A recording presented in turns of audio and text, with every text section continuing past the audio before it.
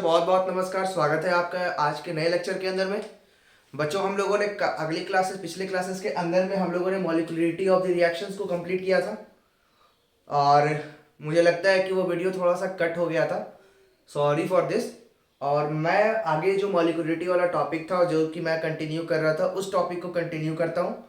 और आज हम लोग मॉलिक्यूलरिटी ऑफ द रिएक्शन और क्या करता हूँ ना, अब जो ऑर्डर ऑफ रिएक्शन वाला जो पार्ट है उसको मैं क्या करता हूँ समरी के अंडर में पूरा का पूरा एक पेज के अंदर में कंप्लीट ऑर्डर ऑफ रिएक्शन में इंटीग्रेटेड रेट लॉ में लिख दूंगा। ठीक है, इंटीग्रेटेड रेट लॉ लिखने के बाद हम करेंगे आज बहुत ज्यादा जबरदस्त वाला प्रैक्टिस। ठीक है, हमारा आज का टारगेट ये रहेगा कि हम मैक्सिमम क्वेश्चंस को क्या कर जाए, टारगेट अप कर जाए। और ओवरऑल मैंने आज 25 क्वेश्चंस लेके आया हूँ और कोशिश करता हूँ कि ये 25 के 25 क्वेश्चंस पे करा दूं। मैंने सीबीएसई 2022 और 23 की सैंपल पेपर भी देखा है। सैंपल पेपर में बहुत ज्यादा टफ सवाल नहीं आ रहा है। मैक्सिमम क्वेश्चन क्या आ रहा है, what do you mean by rate of reaction, what do you mean by order of reaction, what do you mean bye molecularity of reaction, differentiate between order of reaction, molecularity of the reaction. इस तरह के छोटे मोटे concepts आ रहे हैं। ठीक है, और अच्छे न्यूमेरिकल्स भी आते हैं, कभी कभी आ जाते हैं। जैसे फर्स्ट ऑर्डर के जो सवाल होते हैं वो थोड़े बढ़िया होते हैं। तो हम फर्स्ट ऑर्डर रिएक्शन के अंदर में नॉर्मल फर्स्ट ऑर्डर रिएक्शन और रेडियो एक्टिव रिएक्शंस को भी देखेंगे। ठीक है, वैसे तो रेडियो एक्टिविटी आपको फिर से एटम्स न्यूक्लियाई में पढ़ने मिला होगा, लेकिन फिर भी हम कोशिश ये करेंगे कि थोड़ा सा आपको उसके बारे में ज्ञान दे दिया जाए। आइए बच्चों स्टार्ट करता हूं आज का topic, that is called the molecularity of the reaction. शायद पिछले वीडियो के अंदर में मैंने डेफिनेशन खाली बताया था आपको, लेकिन यहां पर मैं डेफिनेशन लिख देता हूं, ठीक है ना, और समझा भी देता हूं। मॉलिक्यूलरिटी ऑफ द रिएक्शन, बच्चों ये मॉलिक्यूलरिटी ऑफ द रिएक्शन क्या होता है इसको समझना बहुत जरूरी है। देखो मैंने क्या बोला था पिछले लेक्चर के अंदर में, मैंने आपको बताया था मॉलिक्यूलरिटी के बारे में। क्या बोला था मॉलिक्यूलरिटी, मॉलिक्यूलरिटी क्या होती है? तो मॉलिक्यूलरिटी सबसे पहला बात होता है कि ये डिफाइन होता है सिर्फ और सिर्फ एलिमेंट्री रिएक्शन के लिए। ये क्या बोलता है कि जितने number of the molecules, atoms, ions, ठीक है ना, साइमल्टेनियसली क्या करते हैं, एक दूसरे से कोलाइड करते हैं, ठीक है ना, फॉर द क्या बोल सकते हैं, conversion into the product, that is known as molecularity of the reaction. उसी को क्या कहा जाता है, मॉलिक्यूलरिटी कहा जाता है। तो एनसीईआरटी का ही मैं डेफिनेशन लिख रहा हूं, परफेक्ट एनसीईआरटी के अंदर में डार्क करके वो लिखा हुआ है। वो वाला जो डेफिनेशन है वो आपको याद करना है, कोशिश करना है कि उसको आपको याद कर लो। क्वेश्चन था क्या था कि number of the reacting species, ठीक है, the number of the reacting species, the number of the reacting species, ठीक है ना। ये स्पीसीज क्या हो सकती है, एटम हो सकती है, आयन हो सकता है, कोई मॉलिक्यूल हो सकता है, ठीक है ना, in an elementary reaction.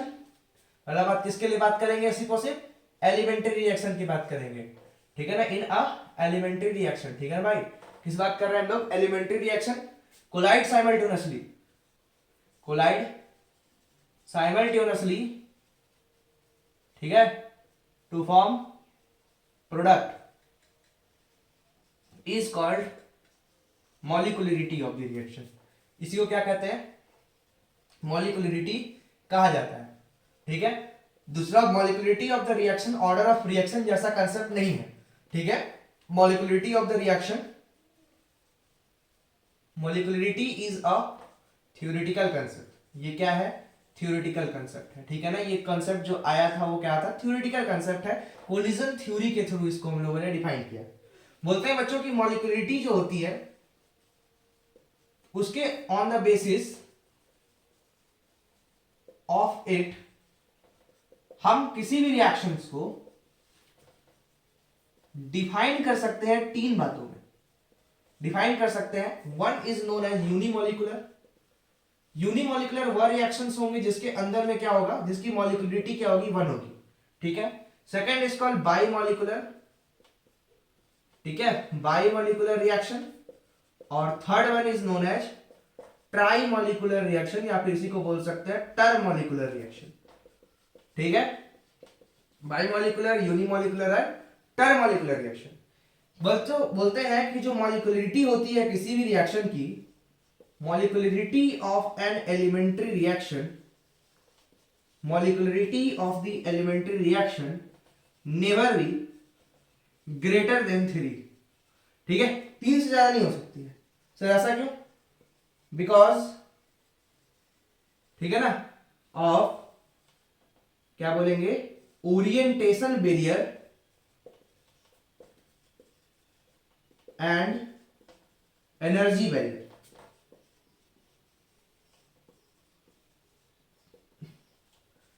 which leads to effective collision। समझाता हूं क्या लिख दिया सर आपने, मॉलिक्यूलरिटी 3 से ज्यादा नहीं हो सकती है क्योंकि ओरिएंटेशन बैरियर है हमारे पास, और दूसरा that is called energy barrier. Sir ये orientation barrier, energy barrier actually कहना क्या चाहते हैं सर? समझाता हूं क्या होता है ये ओरिएंटेशन बैरियर और क्या होता है ये एनर्जी बैरियर। ओके, देखो ओरिएंटेशन बैरियर और ये जो एनर्जी बैरियर है ये क्या है, इसको समझना बहुत जरूरी है, क्योंकि बच्चों ये समझोगे तभी आपको क्या होगा, कंसेप्ट क्लियर होगा, क्लैरिटी आएगी कि क्या कहना चाहता है रिएक्शन। ठीक है, आइए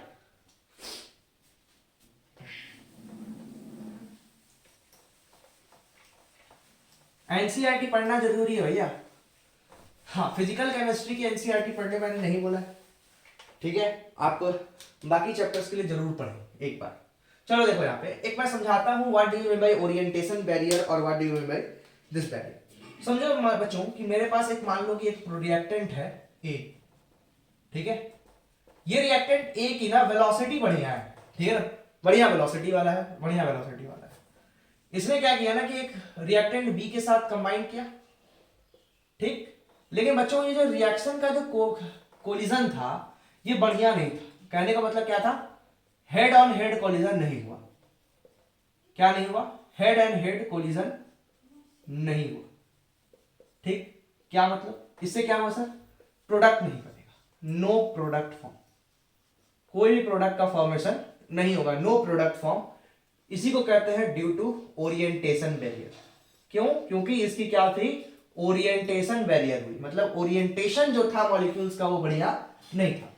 दूसरा केस लेता हूं बच्चों कि अगर मान लो कि एक वही रिएक्टेंट मॉलिक्यूल है, अब ये वेलोसिटी है ना वो बढ़िया वेलोसिटी नहीं है। दूसरा एक और रिएक्टेंट मॉलिक्यूल है बी, इसके साथ इसने कंबाइन किया, कोलिजन हुआ हेड ऑन हेड। कैसा कोलिजन हुआ? Head and head collision, head on head collision हुआ, मतलब इलास्टिक कोलिजन हुआ। बच्चों इसके बाद भी बोलेंगे कि no product is form, product नहीं बना। क्यों नहीं बना भाई? Due to energy barrier. इसके पास इतनी एनर्जी नहीं थी कि ये यहां तक पहुंच पाए। सही है सर। अब मैं बोलता हूं कि एक ऐसा मतलब बढ़िया आदमी है, ठीक है, अच्छा रिएक्टेंट मॉलिक्यूल है आपको लोग के जैसा, जिसकी बढ़िया वेलोसिटी भी है, वो दूसरे रिएक्टेंट के साथ कंबाइन करता है और जो कोलिजन है वो भी परफेक्टली क्या हुआ, ठीक है ना, हेड ऑन हेड हुआ, प्लस एनर्जी भी बढ़िया मिली, काइनेटिक एनर्जी ही होगी, वो भी बढ़िया थी। क्या हुआ? प्रोडक्ट बनेगा, प्रोडक्ट फॉर्म, ठीक है, क्या हुआ? प्रोडक्ट फॉर्म, प्रोडक्ट बना। क्यों हुआ? इसी को बोलते हैं इफेक्टिव कोलिजन। इसी को क्या बोल देते हैं हम लोग? इफेक्टिव कोलिजन बोल देते हैं बच्चों। इसी को क्या कह देते हैं हम लोग? इफेक्टिव कोलिजन बोल देते हैं। ठीक है, बात समझ में आ रही होगी कि मॉलिक्यूलरिटी के बारे में मैंने बताया आपको कि कैसे कैसे हो सकता है। ये एनर्जी बैरियर क्या होता है ये समझ में आ गया होगा आपको, ओरिएंटेशन बैरियर क्या होता है वो समझ में आ गया, और अगर दोनों का दोनों बढ़िया मिले तो मॉलिक्यूल बन सकता है। इसलिए बोलते हैं कि बहुत ज्यादा रिएक्टेंट मॉलिक्यूल का होने का मतलब ये नहीं होता है ना कि प्रोडक्ट उतना ही ज्यादा मिलेगा, क्योंकि आपका ओरिएंटेशन और एनर्जी भी उतना होना चाहिए ताकि आप किसी भी रिएक्टेंट मॉलिक्यूल को प्रोडक्ट में कन्वर्ट कर पाओ। समझ में आया? जिंदगी का भी नियम है। एक बात और समझना बच्चों की फॉर एलिमेंट्री रिएक्शन, किसी भी एलिमेंट्री रिएक्शन के लिए, किसी भी क्या एलिमेंट्री रिएक्शन के लिए जो ऑर्डर होता है ना रिएक्शन का, ऑर्डर ऑफ रिएक्शन जो होता है वही उसकी मॉलिक्यूलरिटी होती है। ठीक है, दूसरा कहते हैं कि मॉलिक्यूलरिटी किसी भी कॉम्प्लेक्स रिएक्शन के लिए बोलना एक मीनिंगलेस टर्म है। मॉलिक्यूलरिटी को डिफाइन करना किसी भी कॉम्प्लेक्स रिएक्शन के लिए क्या है? एक मीनिंगलेस बात है। हाँ, बात सही है सर, क्योंकि 3 से ज्यादा तो बढ़िया कोलिजन होगा नहीं। आप खुद सोच के देख लो कहां से हेड एंड हेड कोलिजन हो सकता है? 3 से ज्यादा नहीं होगा, कभी नहीं होगा। ठीक है ना, इसीलिए वो उसके बारे में बात करना ही बेकार है। चलिए आगे बढ़ते हैं।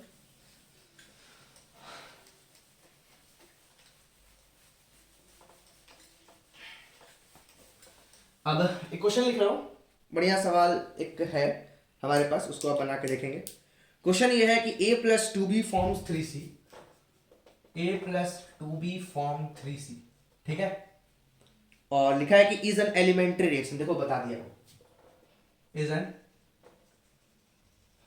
एलिमेंट्री रिएक्शन, रिएक्शन बता दिया है कि वो रिएक्शन कैसा है, एलिमेंट्री रिएक्शन है। राइट द लिखा है कि rate law and find the order of reaction as well as molecularity. क्या क्या बोला है, आप इसका रेट लॉ लिख के दिखा दो, रेट लॉ इक्वेशन लिख के दिखा दो, इसकी ऑर्डर बता दो, ठीक है, ऑर्डर बता दो, और थर्ड वन की इसकी मॉलिक्यूलरिटी बता दो। क्या कर लोगे? हाँ सर कर लेंगे, बहुत आसान क्वेश्चन। देखो बच्चे, मैंने बोला है कि एलिमेंट्री रिएक्शन है, एलिमेंट्री रिएक्शन के लिए जो भी ऑर्डर होता है वही मॉलिक्यूलरिटी होती है, और मोस्ट ऑफ जो एलिमेंट्री रिएक्शन होता है उसका जो कोफिशिएंट होता है वही क्या होता है, रेट लॉ के बराबर होता है, ठीक है ना। वो क्या होता है तुम्हारा, रेट लॉ के बराबर होता है। तो हम यहाँ पे रेट लॉ लिख देते हैं ना, रेट लॉ क्या हो जाएगा, आर बराबर में के इंटू ए इंटू बी की पावर 2। मतलब हम कह सकते हैं कि ऑर्डर क्या हो जाएगा, थर्ड ऑर्डर का रिएक्शन है, थर्ड ऑर्डर रिएक्शन है, ठीक है। उसके साथ साथ पूछा है मॉलिक्यूलिटी, तो मॉलिक्यूलिटी भी क्या हो जाएगा इसका 3। क्यों? क्योंकि ये कैसा रिएक्शन बोल दिया है, एलिमेंट्री रिएक्शन, ठीक है। आपसे यूनिट भी पूछ सकता है के का, के का यूनिट निकालेगा, फॉर्मूला बोलो फिर से एक बार, मोल की पावर 1 माइनस एन, लीटर की पावर n माइनस 1, ठीक है ना। मोल की power n-1 minus n, litre की पावर n माइनस 1 पर सेकेंड। करो जरा सा, मोल 1 माइनस 3, लीटर 3 माइनस 1 पर सेकेंड। क्या आ जाएगा बच्चों, मोल की पावर -2, लीटर की पावर 2 और पर सेकेंड, ठीक है। ये इसका यूनिट हो जाएगा थर्ड ऑर्डर रिएक्शन का। समझ में आया? ये कैसा क्वेश्चन आ सकता है आपके बोर्ड में, ठीक है। आया भी है भाई, आना क्या है, ठीक है। चलो अब हम लोग बात करने जा रहे हैं how to calculate the rate law equation for the complex reaction.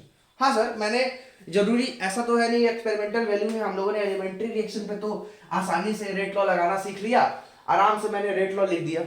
But बात करते हैं कॉम्प्लेक्स रिएक्शन की, जिसके अंदर में एक से ज्यादा स्टेप्स के अंदर में रिएक्शन हो रहा है।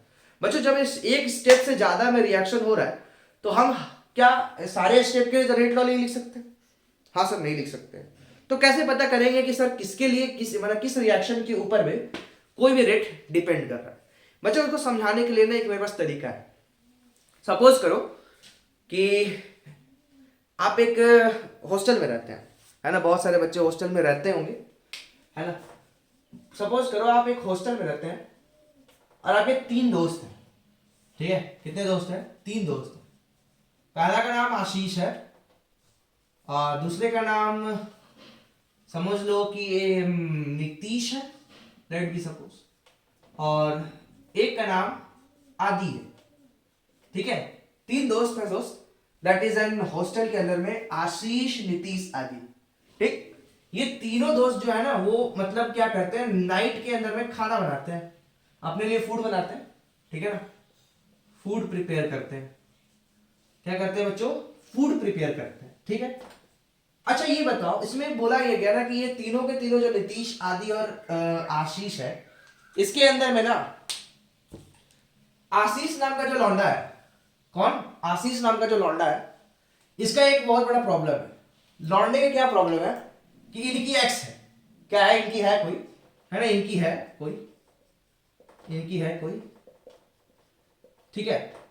दूसरा बात है कि ये थोड़ा लेजी बंदे हैं, क्या है? लेजी पीपल, लेजी बंदा, ठीक है। तीसरा बात क्या है कि ये जो बंदा जो है ना वो फूड जो प्रिपेयर 9:30 बजे तक कर देनी होती है, ये लौंडा लेजी होने के चलते 10:30-12 बजे तक खाना बनाता है, ठीक है। जिसके चलते आदि और जो नीतीश हैं जो कि पढ़ने वाले लौंडे हैं उनको प्रॉब्लम होता है। हाँ सर, क्यों प्रॉब्लम होता है? क्योंकि लौंडे सोचते ये है कि रात को आएंगे 8:30 बजे तक खाना मिल जाएगा तो आराम से बंदे पढ़ेंगे आराम से बैठ के। लेकिन ये लौंडे क्या कर पाते हैं? नहीं कर पाते। देखो कहने का मतलब ये है कि रिएक्शन कराना है हमें, है ना। रिएक्शन हमारा क्या है कि हमें लेट भी सपोज बंदे पनीर बना रहे, तो पनीर बनाने के लिए बंदों के पास पनीर है ना, मसाला है ना, मिल के चिली पनीर बनेगा मस्त और खाएंगे ये लोग, चिली पनीर बनेगा मस्त और खाएंगे ये लोग, ठीक। लेकिन बात समझना बच्चों कि जो पनीर और मसाला मिला के जो चिली पनीर बनाना है ये रिएक्शन है हमारा। लेकिन बच्चों ये रिएक्शन सिंगल स्टेप में नहीं होने वाला है। पूछो क्यों? क्योंकि हो सकता है इसके अंदर में कि आशीष जो होगा वो फूड को प्रिपेयर कर रहा होगा। क्या कर रहा होगा? फूड को प्रिपेयर कर रहा होगा। कहने का मतलब ये खाना को एक्चुअली में क्या कर रहा होगा? कुक कर रहा होगा, कुक कर रहा होगा, है ना। आदि जो होगा वो हो सकता है कि पनीर को खरीद के लाया होगा, है ना, पनीर गया होगा शॉप पे, और पनीर के शॉप से वो पनीर लेके आया और मसाले लेके आया, और बेचारा जो आज हमारा नीतीश है, ठीक है, नीतीश क्या कर रहा होगा? नीतीश भाई साहब हमारे क्या कर रहे होंगे? वो मतलब डिफरेंट वेजिटेबल्स को अपना साफ कर रहे होंगे, ठीक है ना, फ्रेश कर रहे होंगे सारे वेजिटेबल्स को, और पनीर वगैरह को क्या कर रहे होंगे? काट रहे होंगे, ठीक है। पनीर वगैरह को क्या करेंगे? मस्त एकदम काट रहे होंगे कि मस्त आज चिली पनीर बनेगा। लेकिन बच्चे एक बात समझना कि आदि और नीतीश ने अपना काम को ना जो रेट से किया, मेड मी सपोज बंदा गया, जैसे बोला कि अरे भाई चल आज पनीर खाना है, चिली पनीर खाना है, जा तू लेके आएगा। आदि गया फटाक से 2 मिनट के अंदर में पनीर लेके पहुंच गया। नीतीश अपना काम शुरू कर दिया था। लेट मी सपोज इसने 10 मिनट में अपना मसाला तैयार कर दिया, है कि नहीं। लेकिन बात आती है आशीष लौंडे की। लौंडा कैसा है? लौंडा का काम है कि इनकी है कोई, ठीक है, दूसरा बंदा लेजी है, और तीसरा बच्चे को 10:30 के बाद से खाना बनाने का बड़ा शौक है, ठीक। करेगा क्या ये बंदा? आप भी समझ रहे हो। ये जो पनीर आशीष बंदा है, ये क्या किया कि इस रिएक्शन के अंदर में इसने लगभग क्या, जो रिएक्शन लगभग मतलब कि 30 मिनट्स के अंदर में हो सकती थी, इस बंदे को लगता है 45 से लेकर 50 मिनट्स कुक करने में, ठीक है, या फिर 1 घंटा भी 1.5 घंटा भी लग सकता है। छोटा बात करता हूं छोटे बड़े बच्चों के लिए, ठीक है। तो अब ये बताओ कि जो ये पनीर मसाला से चिली बनने वाला है, पनीर प्लस मसाला से जो चिली बनने वाला है, वो किसके स्पीड पे डिपेंड करेगा? जरा समझना। देखो ये डिफरेंट स्टेप्स का रिएक्शन है, स्टेप 1, स्टेप 2, स्टेप 3, समझ रहे बंदे, है कि नहीं। स्टेप 1, स्टेप 2, स्टेप 3 का बंदा है ये लोग। तो ओवरऑल जो पनीर बनने वाला है वो इन 3 स्टेप्स के अंदर में डिपेंड करता है। अब अच्छा, ये जो तुम्हारा पूरा का पूरा रिएक्शन है वो डिपेंड करेगा आशीष के ऊपर कि सर आशीष कितना तेजी में खाना बना पाता है कि नहीं। अगर आशीष बढ़िया से खाना नहीं बना पाएगा तो ना ही आदि और नीतीश के स्पीड करने के बावजूद भी क्या हमारा पनीर मसाला चिली पनीर में कन्वर्ट हो पाएगा? ना, नहीं हो पाएगा सर। ठीक उसी प्रकार से कोई भी कॉम्प्लेक्स रिएक्शन होता है ना, कोई भी कॉम्प्लेक्स रिएक्शन होता है, उस कॉम्प्लेक्स रिएक्शन के अंदर में जो वह स्टेप जो है क्या हो, सबसे स्लोएस्ट स्टेप होता है रिएक्शन का। क्या होता है भाई? सबसे स्लोएस्ट स्टेप होता है। That step is the rate determining step, ठीक है। इस दुनिया में हमेशा याद रखना कि कोई भी रिएक्शन जो होता है वो सिर्फ और सिर्फ डिपेंड करता है उस बंदे के ऊपर में, या उस रिएक्शन के इंटरमीडिएट के ऊपर में, जो बंदा कैसा हो, स्लो, ठीक है। तो if you are wanted to calculate the rate law equation, I will give the sum of the different types of steps, you can understand the steps, apply the steps, get the answer. आइए start करते हैं बच्चों। तो मिटार जिसको इसको note करना है वो नोट करे। बढ़िया एग्जांपल से मैंने आपको कहानी सुनाई एक 3 दोस्त की, आशीष, नीतीश और आदि। बड़ा ही फेमस लोग हैं, कहीं के होंगे, कहीं ना कहीं तो रहते ही होंगे लौंडे ये सब, है ना। अच्छा, इसमें मेरा नाम कहीं नहीं है, हाँ, ये नहीं बोलना कि मैं हूं आप। चलो चलो,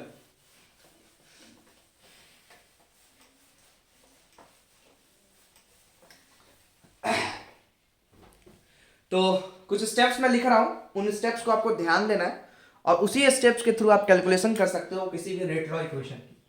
calculation of rate law for complex reaction. कहानी मजा आया हो तो जरूर थम्स अप देना भाई, ठीक है। कहानी मजा आए तो थम्स अप जरूर देना है। Calculation of the rate law for the complex reaction, ठीक है। रेट लॉ हम निकालने जा रहे हैं कॉम्प्लेक्स रिएक्शन का। सबसे पहला स्टेप जो होता है किसी भी कॉम्प्लेक्स रिएक्शन के रेट लॉ को लिखने के लिए, वह स्टेप ये होता है, मैं थोड़ा सा अच्छा से लिख के लाया हूं, तो क्यों ना उसको लिख दूं ताकि आपको दिक्कत ना हो, ठीक है। Write the rate law of the complex reaction, ठीक है। सबसे पहले क्या करेंगे, हम लिखेंगे क्या, write the rate law for the complex reaction, ठीक है ना, complex reaction. We apply the we apply, actually मुझे लिखना था टू राइट, है ना, to write the rate law for the complex reaction we apply the law of mass action on that step of the reaction, that step of the reaction which is slowest step, जो क्या होगा भाई, slowest step होगा, और उसी step को कहा जाता है रेट डिटरमाइनिंग स्टेप। क्या बोलते हैं, what is RDS, you can understand now, ठीक है ना, rate determining step, that is called RDS, reaction की आरडीएस। फील आ गई होगी भाई, है ना, आशीष किस तरह से आरडीएस है उस पनीर चिली बनाने के लिए, वो यहां समझ में आया होगा। कहते हैं कि for a complex reaction rate law may और may not be the same for as LOMA. बिल्कुल सही बात है, किसी भी कॉम्प्लेक्स रिएक्शन के लिए बच्चों, ठीक है, कोई भी कॉम्प्लेक्स रिएक्शन के लिए जो लोमा हम लिखते हैं वो मे और may not be the rate law. हां से कहते हैं कि अगर इफ एनी इंटरमीडिएट, ठीक है ना, if any intermediate is present in rate law equation, ठीक है ना, कोई भी इंटरमीडिएट, अगर किसी इंटरमीडिएट अगर पाया जाता है रेट लॉ इक्वेशन में, देन द लोमा इज नॉट, है ना, the real rate law equation of that complex reaction. Sir उसके लिए क्या करेंगे, बात करेंगे हम क्या करेंगे। तो बच्चों पहला केस हम लोग वो ले रहे हैं जिसके अंदर में पहला स्टेप रिएक्शन का जो मैकेनिज्म का होगा वही रेट लॉ होगा। तो पहला स्टेप मैं लिख रहा हूं केस फर्स्ट। केस फर्स्ट है कि when first step of the mechanism is slowest step. अगर पहला स्टेप ही रिएक्शन का क्या हो, स्लो हो, तब तो जिंदगी में क्या ही प्रॉब्लम है। जैसे एक बढ़िया स्टेप मैं लिखता हूं, एक रिएक्शन दे रखा है 2a plus b can form c plus d, ठीक है, ये रिएक्शन बोलता है कुछ इस तरह से हुआ। स्टेप 1 के अंदर में क्या हुआ कि a b के साथ कंबाइन किया, c बना लिया और e बना लिया, ठीक है। सेकेंड स्टेप के अंदर में c जो है वो b के साथ a के साथ कंबाइन किया, a के साथ तुम्हारा e कंबाइन किया, d बना लिया, ठीक है, क्या बना लिया, d बना लिया। अगर हम ओवरऑल रिएक्शन को देखें तो देखो इंटरमीडिएट यहां से कट जा रहा है, ठीक, और इसके अंदर में बता ये रहा है कि जो पहला स्टेप है रिएक्शन का वही क्या है, स्लोएस्ट स्टेप है। ये रिएक्शन फास्ट हुआ, ये रिएक्शन स्लो हुआ, ठीक है, ठीक है, क्या हुआ, फास्ट हुआ, स्लो हुआ। रिएक्शन तो देखो अभी भी वही बन रहा है, 2a plus b can form c plus d, ठीक, जैसा कि हमने आपको पहले ही बताया था कि इंटरमीडिएट हमेशा रिएक्टेंट में कभी दिखता नहीं है। अप्लाई करो LOMA, apply LOMA on slowest step. हमने स्लोएस्ट स्टेप पे क्या लगा दिया, लोमा। क्या लिखोगे, r बराबर में k इंटू ए की पावर 1 एंड d की पावर 3। बच्चों यही इसका रेट लॉ हो जाएगा। क्यों, क्योंकि इसके अंदर में कोई इंटरमीडिएट आया क्या, नो सर, यही तो रिएक्टेंट था जो कि प्रोडक्ट में कन्वर्ट हुआ। तो बच्चों बता दो इसका तुम्हारा ऑर्डर क्या होगा रिएक्शन का, ऑर्डर इसका कितना हो जाएगा, सेकंड ऑर्डर। कौन सा ऑर्डर हो जाएगा इसका, सेकंड ऑर्डर, ठीक है। मॉलिक्यूलरिटी क्या होगी, बोलो मॉलिक्यूलरिटी क्या होगी, एक बार दिल से बोलो, मॉलिक्यूलरिटी क्या होगी, 2 होगी ना मॉलिक्यूलरिटी। एक झाप दूंगा जिंदगी खत्म हो जाओगे। कॉम्प्लेक्स रिएक्शन की बात हो रही है, कॉम्प्लेक्स रिएक्शन के लिए मॉलिक्यूलरिटी टर्म डिफाइन नहीं किया जाता। मॉलिक्यूलरिटी क्या है, मीनिंगलेस, मीनिंगलेस।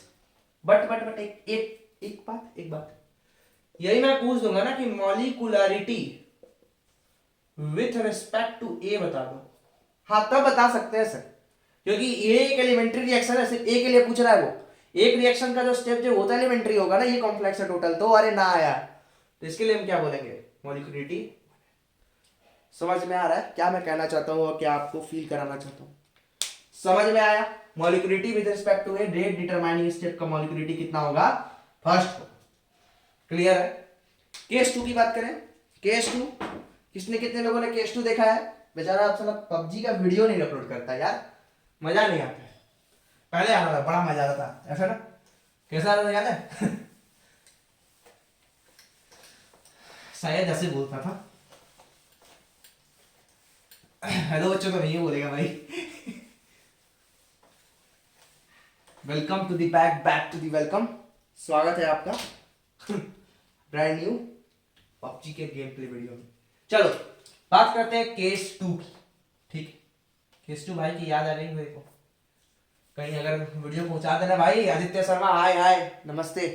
चलो केस 2 ये क्या है कि व्हेन द फर्स्ट, जो तुम्हारा समझ रहे हो ना कि फर्स्ट स्टेप जो है वो तुम्हारा स्लोएस्ट स्टेप नहीं है। If first step of the reaction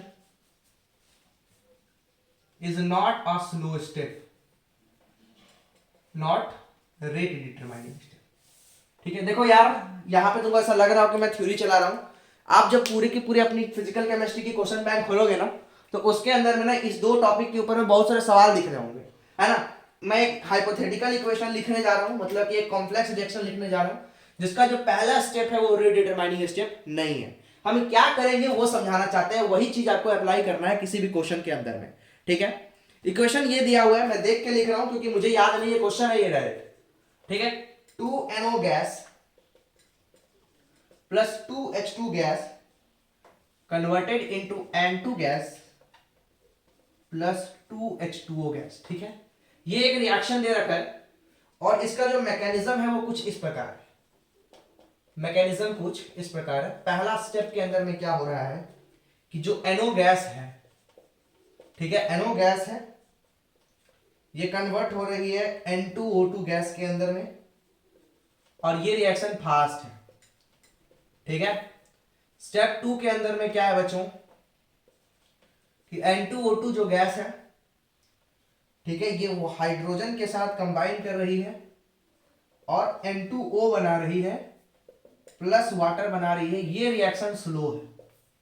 और जो थर्ड स्टेप है रिएक्शन का वो है कि N2O जो है ये हाइड्रोजन के साथ रिएक्शन कर रही है और N2 gas plus H2O gas बना रही है। ये भी रिएक्शन फास्ट है। बच्चों कुछ इस तरह का आपके पास सवाल आता है और आपसे पूछा जाता है write the rate law of this reaction. आपको अब पता है कि हम अप्लाई करने वाले हैं क्या? सबसे पहला स्टेप वही है, apply law of mass action on slowest step.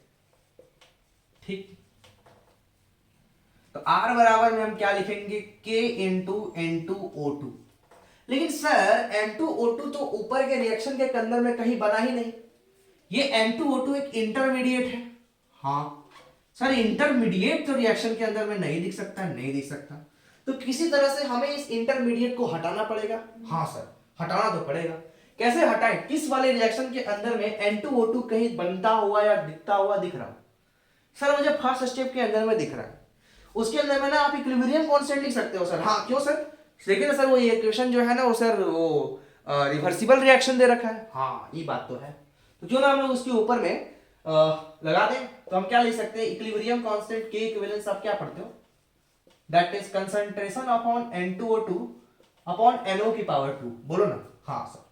अच्छा यहाँ पे अगर मैं कंसंट्रेशन ऑफ N2O2 को लिखूं, मैं क्या लिखूंगा? के इक्विलिब्रियम इंटू NO की पावर 2। हाँ सर लिख सकते हैं। अच्छा इसको उठा के ऊपर रखो तो R बराबर में K इंटू N2O2 के जगह पे आप लिखोगे के इक्विलिब्रियम इंटू NO की पावर 2। बच्चे ये भी एक कांस्टेंट है, ये भी एक कांस्टेंट है। दोनों कांस्टेंट का जब भी दो कांस्टेंट का मल्टीप्लिकेशन किया जाता है तो एक नया कांस्टेंट जन्म ले लेता है। ठीक है, करके देखो यार। जैसे कि 2 मल्टीप्लाई बाय 2 करोगे तो 4 ही आएगा ना। 2 मल्टीप्लाई बाय 2 करोगे तो 4 ही आएगा ना। वो भी तो कांस्टेंट वैल्यू है बक्कोलोल। तो वही बोला है कि अच्छा, तो इस तरह से इसका ऑर्डर ऑफ रिएक्शन हम कैलकुलेट कर सकते हैं। तो इसका ऑर्डर क्या हो जाएगा? सर सेकंड ऑर्डर का रिएक्शन है। अरे भाई साहब पता नहीं चल रहा था। हाँ सर ये सेकंड ऑर्डर का रिएक्शन है। और क्या बोल सकते हो इसके बारे में? इसकी मॉलिक्यूलरिटी डिफाइन कर देंगे क्या? सर हमें नहीं लगता है कि इस बार आप मॉलिक्यूलरिटी डिफाइन करने बोलोगे, है ना। चलो बढ़िया बात है। ठीक है, यहां के लिए मॉलिक्यूलरिटी क्या बोलेंगे, मीनिंगलेस टर्म। मॉलिक्यूलरिटी क्या है, मीनिंगलेस, मीनिंगलेस, मीनिंगलेस टर्म। कैसा है, मीनिंगलेस टर्म। समझ रहे, मीनिंगलेस टर्म। क्लियर, क्लियर है, आवाज आ रही है, बढ़िया एकदम, बिल्कुल। आधा घंटा का वीडियो शूट हो चुका है, अब हम लोग करने वाले हैं प्रैक्टिस, है ना। अब क्या करने वाले हैं हम लोग, प्रैक्टिस। ठीक, आइए स्टार्ट करते हैं इंटीग्रेटेड रेट लॉ इक्वेशन, जिसके लिए आप अभी तक हमारे साथ जुड़े हुए थे।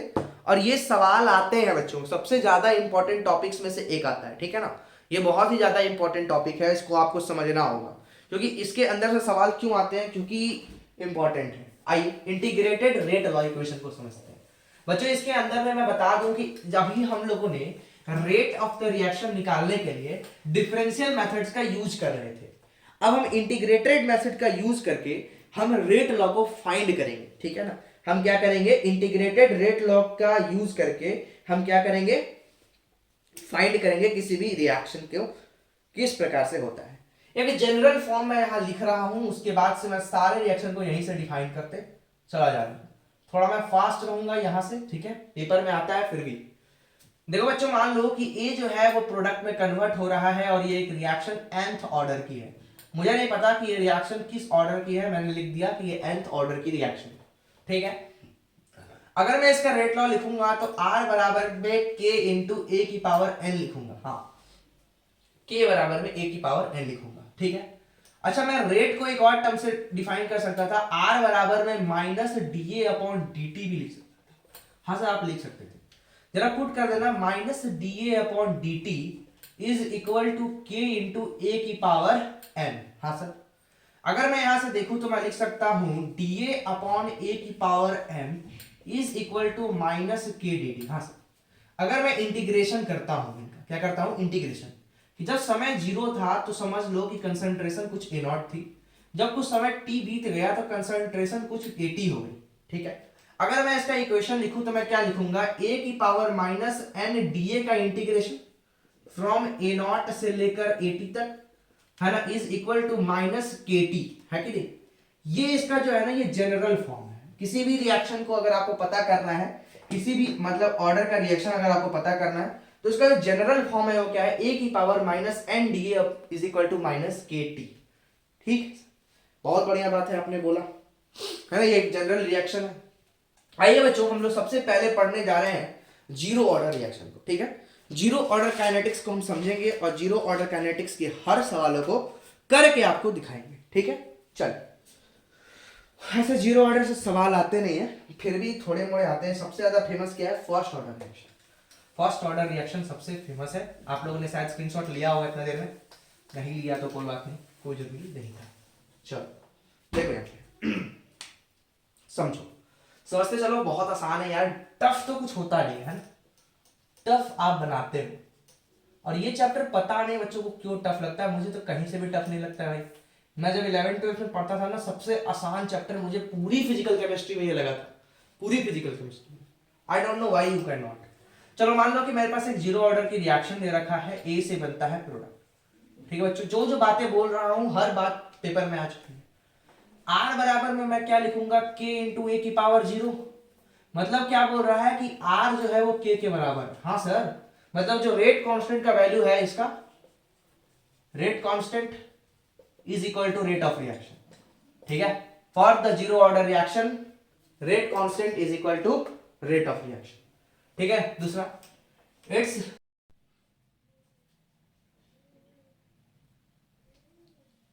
सॉरी बच्चों, अचानक से वीडियो पॉज हो गया था। तो इसका जो रेट होता है does not depend upon the initial, ठीक है, concentration of the reactant. Reactant के इनिशियल कंसंट्रेशन पे डिपेंड नहीं करता है। हाँ सर, ये नहीं करता है, ठीक है। दूसरी बात इसकी, हम लोग इंटीग्रेटेड रेट लॉ लिखना चाहें तो हम लिखेंगे आर बराबर में k minus d a upon d t is equal to k d a, है ना, डीए का इंटीग्रेशन करना होगा, is equal to k d t, d यही रहने दो, is equal to minus k d t. Integration किया जाए जब समय 0 था तो let be suppose the concentration is A0, जब समय t हो गया तो let the concentration be AT। ये आ जाएगा AT minus A0 is equal to minus KT। तो we can also write AT बराबर A0 माइनस KT। ये है इसका भैया इक्वेशन, बड़ा ही फेमस इक्वेशन है बच्चे। एक्चुअली में ये एवरेज है, देखो ना ध्यान से, अगर मैं इसको देखूं तो यही ना है कि आपने एवरेज निकाला क्या, कि AT minus A0 divided by RT, ये एक एवरेज की वैल्यू है। तो ये k का वैल्यू होता है इसका, बहुत ज्यादा इंपॉर्टेंट है। इसका रेट कांस्टेंट कैसा होता है, AT minus A0 divided by T। ठीक है, ये इसका क्या है, रेट कांस्टेंट है। A0 क्या है भैया, याद रखना, A0 है initial concentration of the reactant, initial concentration of the reactant. AT क्या है, AT है फाइनल कंसंट्रेशन, ठीक है, ऑफ द रिएक्टेंट। रिएक्टेंट का फाइनल कंसंट्रेशन क्या हो गया रिएक्शन होने के बाद, वो है।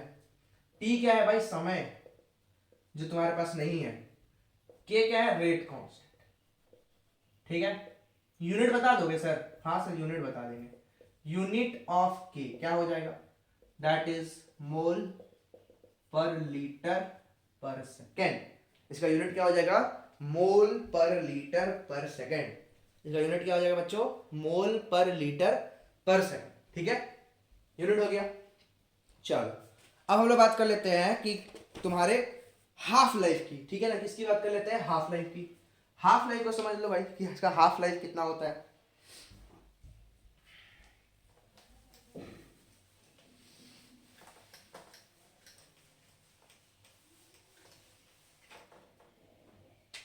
हाफ लाइफ समझ लेते हैं, half life that is T half. ठीक है बच्चों, हाफ लाइफ की अगर हम लोग बात करते हैं तो हाफ लाइफ क्या होता है, हाफ लाइफ वह टाइम होता है, ठीक है ना, the time eight which the concentration of the reactant will become 50%।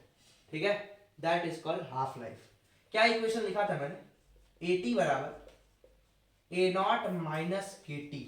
ठीक है, यहां AT के जगह A0 बाई 2 पुट करो, यहां A0 रखो, K इंटू टी हाफ रखो, यहां बचेगा minus A0 by 2 is equal to k t half. T half क्या आ जाएगा बच्चों, A0 अपॉन 2K।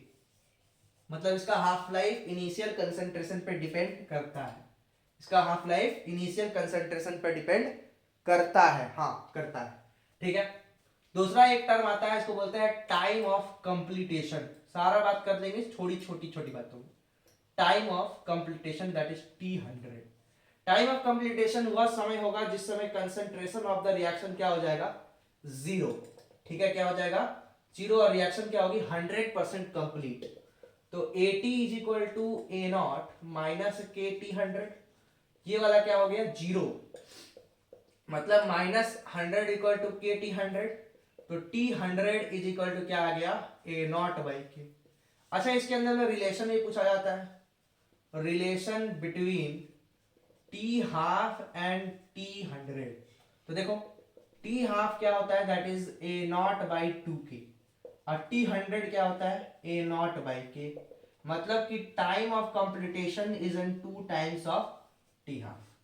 ठीक है ना, जो भी तुम्हारा कहने का मतलब क्या होता है, अगर रिएक्शन अगर मान लो कि 10 मिनट में कंप्लीट होती है तो बोलो बोलो बोलो 20 मिनट के अंदर में पूरा रिएक्शन खत्म हो जाएगा। नहीं समझा, आधा खत्म होती है 20 मिनट में तो पूरा खत्म हो जाएगी कितना में, 40 मिनट। ठीक है, 20 बोला था ना, ठीक है, कितनी हो जाएगी, 40 मिनट में रिएक्शन कंप्लीट हो जाएगी। बच्चों ये डिफाइन नहीं, प्रूफ करने आता है, इंपॉर्टेंट है, प्रूफ है, याद कर लो।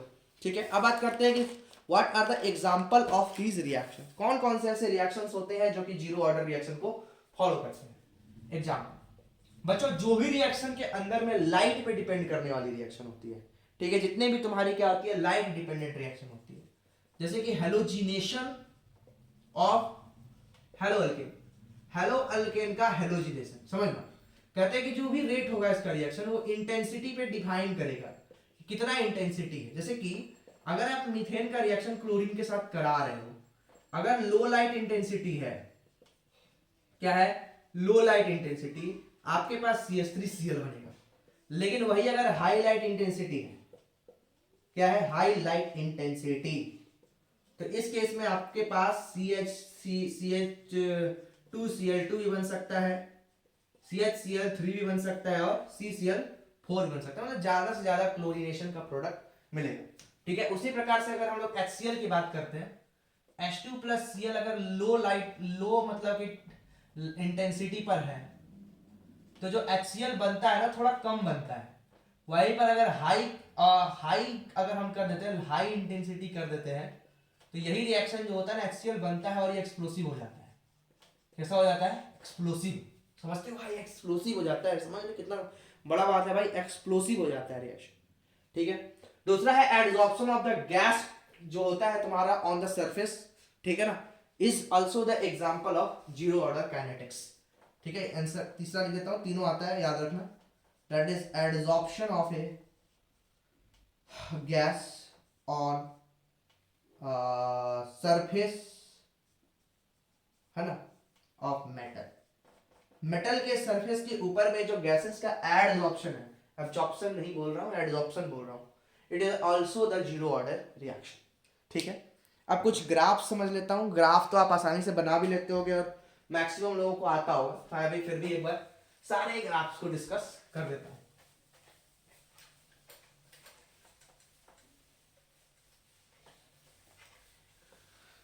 चलो देखो, ग्राफ सारे के सारे कौन कौन से ग्राफ्स आपके पास पूछे जाते हैं, सारे ग्राफ्स में डिस्कस करते जा रहा हूं। पहला ग्राफ देखो, पहले क्या क्या इक्वेशन बताया उसके हिसाब से। पहला है रेट वर्सेस कंसंट्रेशन का। बताओ जरा सर, रेट क्या कंसंट्रेशन पर डिपेंड करता है? नहीं सर, नहीं करता है। दूसरा ग्राफ है that is rate versus time का। ठीक है ना, समय का मतलब कि जो रिएक्शन जो होता है, ठीक है ना, उसका तुम्हारा बात कर लेते हैं समय के साथ। समय के साथ आपने अभी इक्वेशन पढ़ा था, y equal to M X plus C का ग्राफ आ रहा है, at is equal to A not minus के टी। देख सकते हो ये हो गया y is equal to M X C. ठीक है ना, क्या हो जा रहा है तुम्हारा? y is equal to M X plus C का ग्राफ बन रहा है। ठीक है, तो y इज इक्वल टू क्या बन रहा है? एम एक्स प्लस सी का ग्राफ बन रहा है। यहां मैं a लिख देता हूं कंसंट्रेशन पे, तो कैसे बनेगा? ऐसे। ठीक है, स्लोप बता दो जरा। स्लोप तो आप निकाले लोगे ना, टेंजेंट ड्रॉ करना है थीटा, टेन थीटा नेगेटिव आएगा माइनस के साथ, और जो स्लोप है वो क्या है? माइनस के। ठीक है बच्चों, दूसरा ग्राफ वो क्या है? x वर्सेस t का। अगर x वर्सेस t का ग्राफ खींचे तो कैसा आएगा? Straight line. ठीक है ना, x वर्सेस t का ग्राफ कैसा आएगा? स्ट्रेट लाइन आएगा। रिएक्शन कैसे बढ़ते जा रहा है? जब कंसंट्रेशन A80 पहुंच जाता है, टाइम ऑफ कंप्लीटेशन कितना होता है बताओ? ए नॉट बाई के। हाफ लाइफ कितना होता है टी हाफ पे? ए नॉट अपॉन 2k। ये समय होता है ना, इस समय है भाई, समय समय, टाइम लिखा मैंने, टाइम। ठीक है, ये वाला ग्राफ इंपॉर्टेंट है, कर लोगे। हाफ लाइफ का अगर बोला जाए तब बताओ, हाफ लाइफ का graph, half life versus concentration. ठीक है, कंसंट्रेशन कैसा आएगा देखो, t half is equal to होता है ए नॉट अपॉन 2। कर लोगे क्या? डायरेक्टली प्रोपोर्शनल ना, डायरेक्टली प्रोपोर्शनल। तो कभी कभी क्या करता है कि ये 5-6 ग्राफ दे देता है और पूछ लेता है बेटा ऑर्डर कौन सा है रिएक्शन का। कर लोगे? बोलो हेलो ऑर्डर। ठीक है, ए नॉट बाई के क्या हो जाएगा इसका? ये आ जाएगा। आइए जीरो ऑर्डर के बाद आगे बढ़ते हैं फर्स्ट ऑर्डर काइनेटिक्स के ऊपर। बहुत ज्यादा इंपॉर्टेंट है बच्चों, सबको इसका वेट भी करते हैं, है ना, कि फर्स्ट ऑर्डर काइनेटिक्स सर बता दो, फर्स्ट ऑर्डर काइनेटिक्स सर बता दो। कुछ भी नहीं आता मुझे, फर्स्ट ऑर्डर नहीं आता सर, फर्स्ट ऑर्डर नहीं आता बिल्कुल। चलो कोई बात नहीं, फर्स्ट ऑर्डर कैसे नहीं आता मैं भी देख। लॉग के झंझट में पढ़ने वाले बंदों, एक बात बोलता हूं, जो जो इस चैप्टर के अंदर में लॉग से फंसा है उसी का चैप्टर खराब हुआ है। ठीक है, लेकिन मैं निकाल दूंगा आपको, गारंटी देता हूँ। सवाल करने का स्ट्रेटेजी देखना बेटा, कतई बोलोगे अरे भाई साहब कहाँ से पढ़ लिया मैंने। फर्स्ट ऑर्डर रिएक्शन, ठीक है, वेरी हॉट टॉपिक, नहीं वेरी हॉट टॉपिक। इस पूरे के पूरे सिलेबस में सबसे ज्यादा बच्चे इसमें और अरेनियस इक्वेशन में फंसते हैं। ठीक है, अरेनियस में फंसना भी चाहिए भाई, उसका तो क्या ही कहा जाए। चलो फिर भी ट्राई करते हैं। दुनिया में तुम ही नहीं फंसते हो, उसमें हर कोई फंसता है, चाहे मैं हूं, चाहे तुम हो, चाहे कोई मास्टर है, कोई फर्क नहीं पड़ता। चलो फर्स्ट ऑर्डर काइनेटिक्स की बात कर लेता हूं। फर्स्ट ऑर्डर रिएक्शन मैं लिख रहा हूं, छोटा मैं लिखूंगा, सारा कुछ यही कवर करूंगा। ए में पी बना, अगर मैं आर बराबर में क्या लिखूंगा? के इंटू ए की पावर 1। ठीक है सर, ठीक है, बिल्कुल। तो यहाँ पे मैं लिख सकता हूँ क्या, minus d a upon d t is equal to k into a. देखो मैं तुमको डेरिवेशन भी करा रहा है, इसलिए सिखा रहा हूँ कि अगर पेपर के अंदर में डेरिवेशन आ जाता है तो आप रो के ना आए वहां, ठीक है, कि हमसे पेपर में डेरिवेशन नहीं हुआ। ठीक, इंटीग्रेशन कर दिया जाए। जब समय जीरो था तो कंसंट्रेशन को ए नॉट, जब समय टी हो गया तो कंसंट्रेशन ए टी। ठीक है, इसका देखो बच्चों, ये जो इंटीग्रेशन होता है इसको अगर मैं ऊपर ले जाऊं तो मैं क्या लिखूंगा, ए की power minus one D A, वही वाला फॉर्मेट आ गया, A not upon A T is equal to minus के टी। एल एन आ जाएगा, एल एन ए, ठीक है ना, क्या आ जाएगा, एल एन ए आ जाएगा। और एल एन ए कहां से कहां तक, ए नॉट से ए टी तक, ठीक है, इज इक्वल टू माइनस के टी। एल एन क्या आ जाएगा, a t minus l n a not is equal to minus के टी, पहला इक्वेशन। ठीक है, पहला इक्वेशन जो इसके फॉर्मेट में लिखना पड़ता है। एक होता है लॉगरिथमिक के फॉर्म के अंदर में कैसे लिखा जाए, आपको पता होगा चेंजिंग करने का तरीका, 2.303 log 80 minus 2.303 log a not is equal to minus के टी। ठीक है, इसी को लोग लिख देते हैं log 80 is equal to log a not minus के टी अपॉन 2.303। ठीक है, फिर लोग लिखते हैं इसी को, बाप रे बाप वाला इक्वेशन आ रहा है भाई, जो रटते रटते हो तुम लोग। अरे भाई वो वाला इक्वेशन आ रहा है, कौन सा इक्वेशन आ रहा है जो आप लोग रटते रहते हो, कौन सा, के बराबर में 2.303 by T log a not by A T, है कि नहीं। अच्छा, इसी इक्वेशन को ना थोड़ा सा और मॉडिफिकेशन करते हैं। ये वाला रिएक्शन ना बड़ा ही फेमस होता है, इसको ध्यान देना। दैट इज, वही मैंने रिएक्शन लिखा, ln 80 minus ln a not is equal to minus के टी। ठीक है, तो अगर देखो यहाँ पे अभी हम लोग बताया कि log m minus n is equal to log m by n होता है, तो हम लिख सकते हैं ln 80 upon a not is equal to minus के टी। तो 80 upon a not is equal to e की पावर माइनस के टी। तो 80 इज इक्वल टू क्या आ जाएगा बच्चों, a naught into e minus के टी। ये एक्सपोनेंशियल इक्वेशन है इसका। दूसरा बात कर लेते हैं हम लोग हाफ टाइम और हाफ लाइफ की। तो हाफ टाइम और हाफ लाइफ तो बताना नहीं है, that is t is equal to t half हो के समय में जो कंसंट्रेशन होगा वो क्या होगा, ए नॉट होगा। वही वाले बड़े वाले इक्वेशन पे रख देते हैं हम लोग, T half is equal to 2.303 by K into log 2 A not upon A. log 2 की वैल्यू पुट किया, मैंने आंसर लाया t is equal to 0.693 upon k। This is an t half life does not depend upon the initial concentration of the reactant. हाँ sir, ये बड़ा ही important बात है कि इनिशियल कंसंट्रेशन ऑफ रिएक्टेंट के ऊपर में हाफ लाइफ डिपेंड नहीं करता है। और बात समझते हैं, what are the example of the first order kinetics. First order kinetics का पहला एग्जांपल है, that is an all the radioactive reactions are the example of the first order reaction. ठीक है, बहुत सारे जो रेडियो एक्टिव रिएक्शंस होती है ये इसकी डिपेंडिंग है। दूसरा कहते हैं कि charging and discharging of the capacitor, charging and discharging of the capacitor. ठीक है ना, चार्जिंग और जो डिस्चार्जिंग होती है कैपेसिटर की, ये भी क्या होती है, एक फर्स्ट ऑर्डर रिएक्शन होती है। ठीक है, चार्जिंग और दी डिस्चार्जिंग ऑफ द कैपेसिटर जो होती है ये भी क्या होती है, एक फर्स्ट ऑर्डर रिएक्शन होती है। दूसरा that is a decomposition of H2O2, decomposition of H2O2, H2O2 की decomposition reaction is an also the example of first order reaction. सारी बातें लिख दे रहा हूं एक ही पेज के अंदर में। ठीक है, दूसरा है decomposition of N2O5, decomposition of N2O5 is the example of first order reaction. ठीक है, दूसरा Sol2, SO2Cl2 converted into SO2 plus Cl2 is also the example of first order reaction। तो बच्चों यहां पर हम लोगों ने फर्स्ट ऑर्डर रिएक्शन कंप्लीट किया है। अब यहां से हमारा न्यूमेरिकल पार्ट स्टार्ट होता है। एक्चुअल में जो कंसेप्ट हमें पढ़ना था वो हम लोगों ने कंप्लीट कर लिया है। ठीक है, जो कि आपके पेपर में आने वाला है। अब समय आ गया है बच्चों, कुर्सी की पेटी बांध लो, क्योंकि हम करने वाले हैं न्यूमेरिकल, जमकर 25 सवाल कराने वाले हैं। यहां से जो भी टॉपिक्स होंगी सारी न्यूमेरिकल बेस्ड होंगी, और लास्ट में अगर कोशिश करूंगा तो अर्हेनियस इक्वेशन पढ़ा दूंगा, नहीं तो उसका वीडियो परसों आएगा।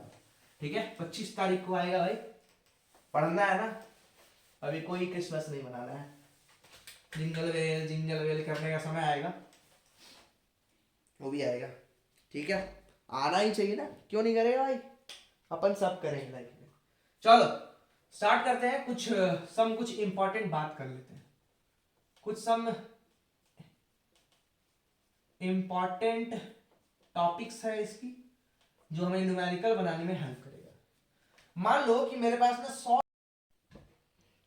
तो समझते हैं कौन कौन सा रिएक्शन है। एक मान लो सम इंपॉर्टेंट टॉपिक्स के अंदर में मान लो कि मेरे पास एक रिएक्शन है जो कि 100 से शुरुआत होती है, ठीक है। 100 से वो 50 हुई, 50 से वो 25, 25 से वो 12.5 और 12.5 से हो गया 6.5, ठीक है। Different different half life period बीत गए। कोई पूछे बच्चों कि यहां से यहां तक आने में रिएक्शन कितनी कंप्लीट हो गई है, यहां से यहां तक आने में रिएक्शन 75% कंप्लीट हो गई है। 75% के कंप्लीट होने का मतलब ये होता है कि रिएक्शन ओवरऑल कितनी कंप्लीट हो चुकी है, 3/4 पार्ट, ठीक है। 75% मतलब कितना, 3/4 पार्ट रिएक्शन कंप्लीट हो गई। यहां तक आने में इसको कितने हाफ लाइफ का समय लगा सर, 2t हाफ का टाइम लगा। रिएक्शन को यहां से मैं शुरू कर रहा हूं, ये देखो यहां से यहां आने में 12.5 तक आने में रिएक्शन कितनी परसेंट कंप्लीट हो गई है, ओवरऑल ये रिएक्शन 85% कंप्लीट हो गई है, ठीक है। ये कितनी हो गई है, 87.5% रिएक्शन कंप्लीट हो गई है। तो ये इसमें कितना टाइम लगा, 1 2 3 टी, ठीक है। और रिएक्शन को यहां से 90 कितना हो जाएगा, ये ओवरऑल देखा जाए तो 90% के ओवर